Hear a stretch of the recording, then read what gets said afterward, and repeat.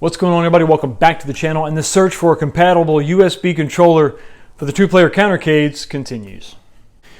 So today's contestant is going to be this Genesis-style 8-button controller from Retrobit, which I believe is the same company that makes this one. It's 8-Bit Dough, but I believe this is an offshoot of that company. I could be wrong, but when I looked up 8-Bit Dough's USB controllers, this is what came up. This is one that was suggested by several of you in the comments section.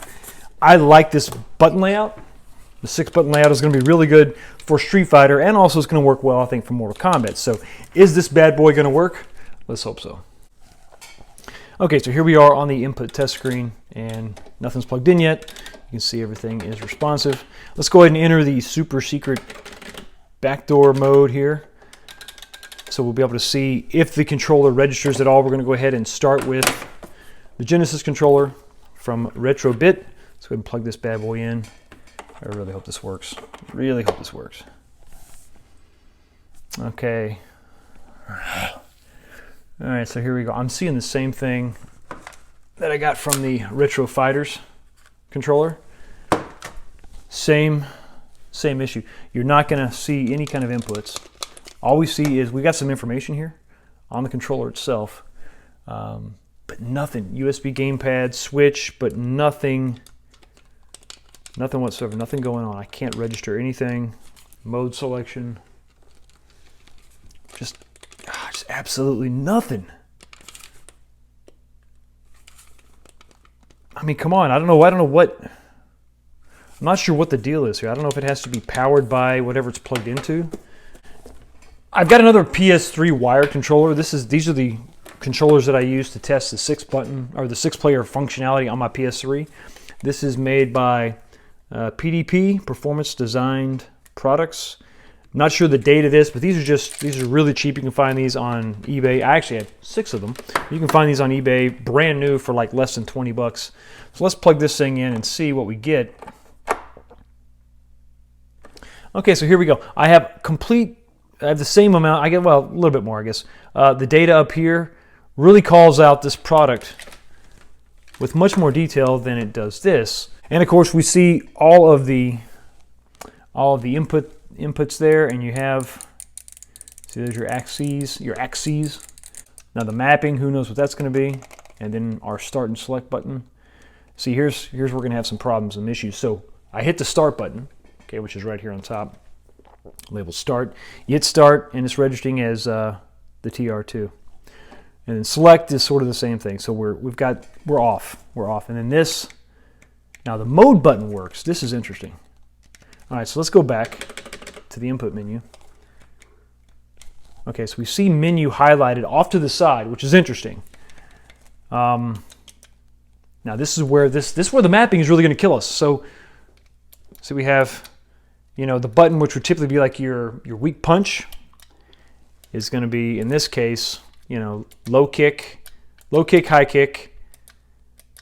Okay, so this is going to be your, see, this is odd here. So then you're going to have upper or high punch. All right. Okay, great. Well then, yeah, and so you do that several times to get you back into the super secret menu here. So your button layout is going to be low kick, high kick, and then high punch, low punch, nothing for run. This is going to be your block.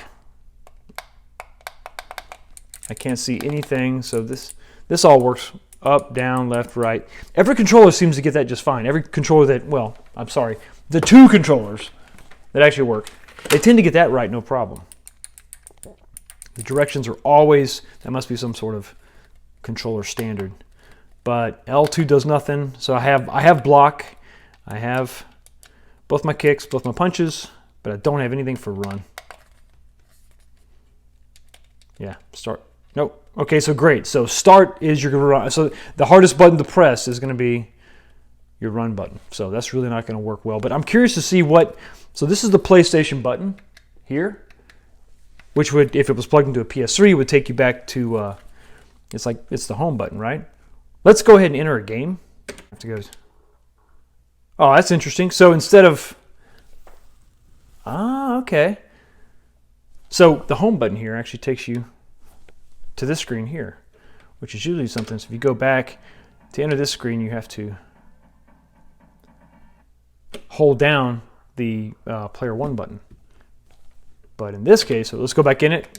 Immediately it kicks you back to this menu. Okay, that's actually not bad. That could be useful. And then swap controllers. So we got player 1 on deck. Let's push. Okay, so USB controller 1. Let's go back up. And let's hit again. Okay, there we go. And let's do Sub-Zero. Sweet. All right, so far so good. Like I said, it's not ideal, but we may be able to figure this out. Get used to it. You don't use run on Mortal Kombat 1 anyway, so. That is a little weird. Just a button placement, but it's doable, right? I couldn't totally lose. Come on, I gotta take a little bit of health away. All right, so we die. So then, what are we gonna have to do? We're gonna have to. Okay, so we can't do that, right? So that I push the start button. Okay, that was player 2. Player 1. Okay, so I'm hitting all my buttons here. Here's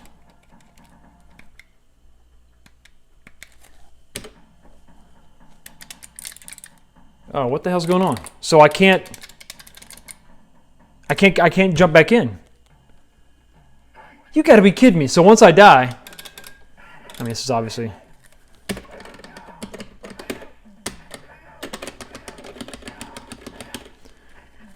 I can't. It's not letting me do anything. I can't tag in. And what's killing me is that I'm pressing it on the control deck, and it's not doing anything. It's like it's just rendered it, but I can exit the menu by doing this. So what if I just hold this down? Okay, so holding it down it registers, but it doesn't register as a start. So nothing on the control deck works. Nothing on the controller works. Because I can't simulate. Well, so once you die, you're done. So this is only once you die, you cannot. This thing is useless. So the only way to really. So I guess you just got to unplug, right? And then you're back to standard controls. Which, okay, so all this still works. Oh, come on. So this is frustrating. So not only are you going to have a hell of a time trying to find a controller that works, but once you find one, once you die, it's like a one-shot deal. Once you're done, you're done. Which is fine if you're going to leave this control deck in place, which most people will. But if you're trying to, like me, use this for a project, I mean, oh, God. There's no way to eliminate this control deck. I thought that maybe I could eliminate the control deck and then just keep the player 1 start button. I don't think it's going to happen. All right, so there you have it, another epic failure. I can't believe we're having such a hard time finding a USB controller that's going to work with this thing. This is crazy. And, you know, these controllers aren't cheap. I mean, this is $30. After shipping, it's like $35, closer to $40, depending on where you live. So this is not cheap. This is getting kind of expensive, this R&D that I'm having to do here. I guess on the positive side is that I'm having more luck with some of these cheaper controllers, but the button layout is just killing me. But the biggest problem has got to be the issue I highlighted where once you fail, once you die, you can't re-enter the game from the controller, and it also renders this player 1 button completely useless. So unfortunately, where this stands now, I can't really continue with the project idea that I had in mind. I still don't want to let you know exactly what that was because maybe I can find another workaround, but unfortunately, I'm not going to be able to utilize this USB controller port, and unless you're stuck with, or unless you're going to be using it for second player, I don't know that you're going to be able to use it either. All right, now before I wrap up this video, I wanted to give you a little bit of a project update, and that project is sitting right there. Now, if you caught part 1 of this project, you already know about the eBay racing seat that was kind of on the cheap, and also the stuff that wasn't on the cheap, like this Thrustmaster T300 Gran Turismo Edition and the Thrustmaster shifter.